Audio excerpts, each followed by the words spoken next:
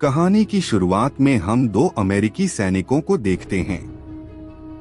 उनके नाम हैं आइजैक और मैथ्यूज। यह साल 2007 है, जब इराक और अमेरिका के बीच की लड़ाई खत्म हो चुकी थी।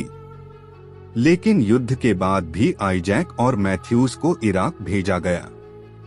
उनका काम था एक पाइपलाइन के निर्माण पर नजर रखना। उन्हें खबर मिली थी कि एक इराकी स्नाइपर जिसका नाम जुबो था, वह उस निर्माण स्थल पर अमेरिकी कामगारों को मार रहा था।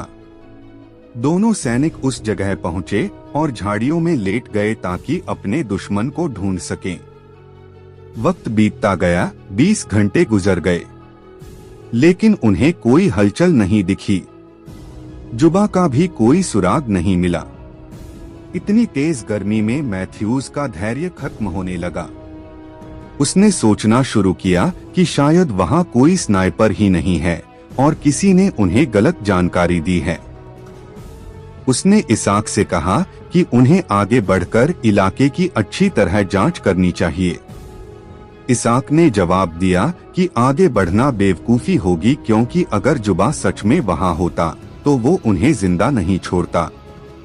तब मैथ्यूज ने कहा, देखो भाई, अगर जुबा सच में यहाँ होता तो इन 20 घंटों में या तो उसने हमें देखा होगा या हमने उसे देखा होगा। और जो लाशें हैं, मुझे लगता है कि उन्हें इराकी लुटेरों ने मारा है, इसाक ने जवाब दिया।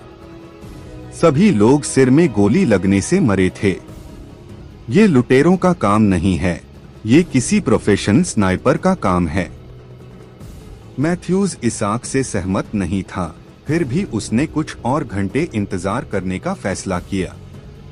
कुछ और घंटे बीत गए, पर फिर भी कोई हलचल नहीं हुई। आखिरकार मैथ्यूज का धैर्य जवाब देने लगा। उसने निर्माण स्थल पर जाकर खुद जांच करने का फैसला किया। खुद उसने कहा।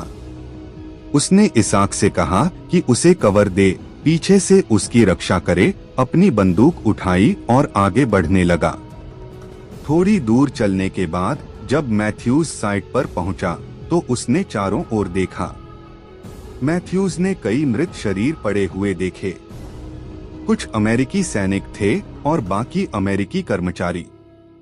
वहीं मैथ्यूज को एक रेडियो भी मिला। उसने उसे उठाया और आगे बढ़ने लगा। अचानक इसाक की राइफल का स्कोप धुंधला हो गया। इसके कारण वह मैथ्यूज को साफ नहीं देख पा रहा था। उसने जल्दी से मैथ्यूज को इसके बारे में बताया और मैंने उसे वापस आने को कहा।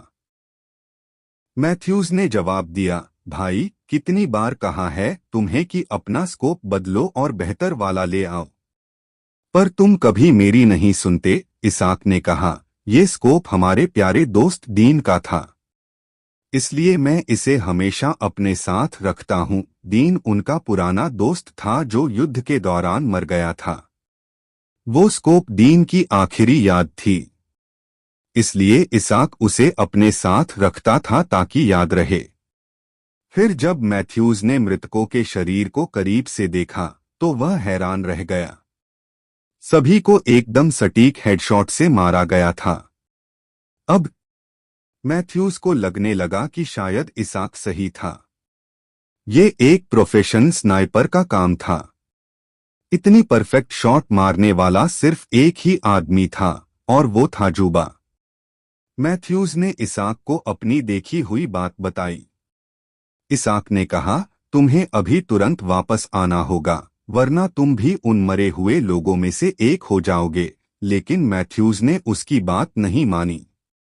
वो साइट के बीचों बीच खड़ा होकर ये समझने की कोशिश करने लगा कि गोली किस दिशा से चली है।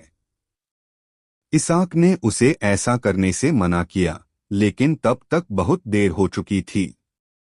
स्नाइपर मैथ्यूज को पेट में गोली मार दी। मैथ्यूज जमीन पर गिर गया। ये देखकर आइजैक अपने दोस्त को बचाने दौड़ा। गोली लगने